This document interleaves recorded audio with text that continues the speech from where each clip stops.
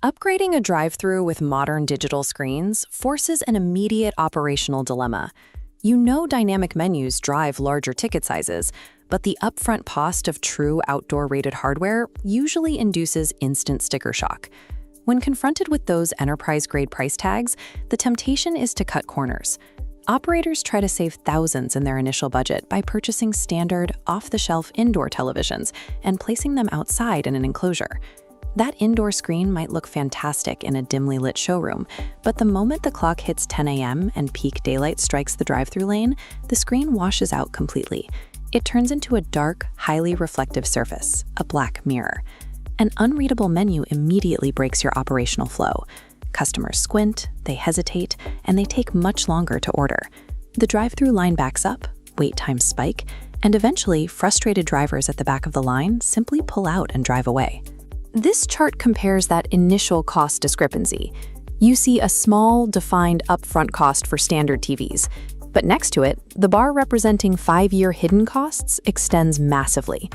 Every single car that leaves your line because they can't read the menu is direct, measurable revenue leakage happening every single day. To make smart purchasing decisions, you have to separate CapEx from TCO. CapEx, or capital expenditure, is the initial money you spend to buy the screens.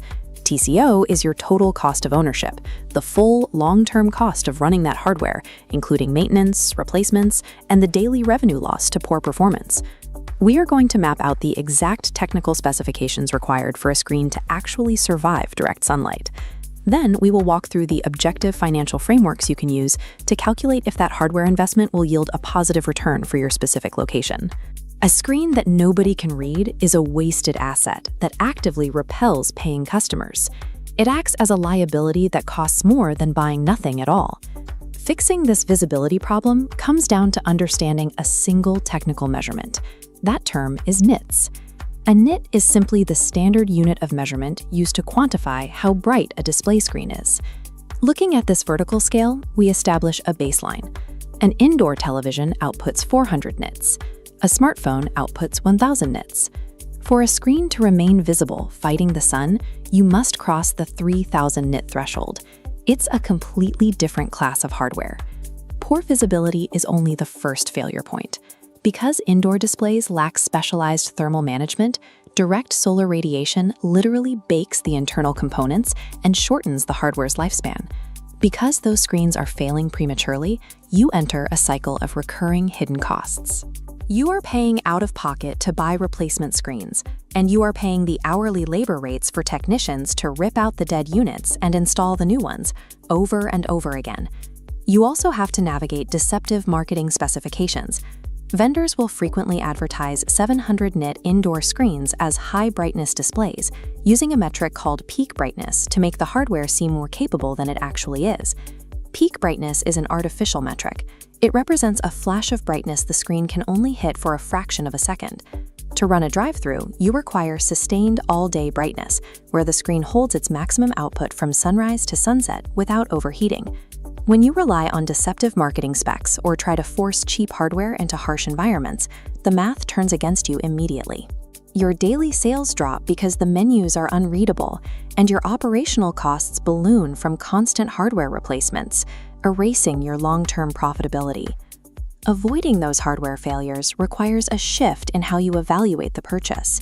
You have to move away from looking at the upfront price tag and objectively calculate your actual total cost of ownership over a 5-year period. 500 nits. For any screen that will face the sun, this is your definitive, non-negotiable baseline. That rule applies to outdoor drive-thru screens, but it applies equally to digital displays placed inside your building facing outward through a window. The glass does not protect the visibility. Those screens are fighting the exact same solar glare. Do not compromise on this specification. Any hardware that outputs less than 2,500 nits in direct sunlight is a guaranteed operational failure and a complete waste of your allocated budget. To verify the hardware meets that standard, you must run a strict real-world testing protocol. Step 1.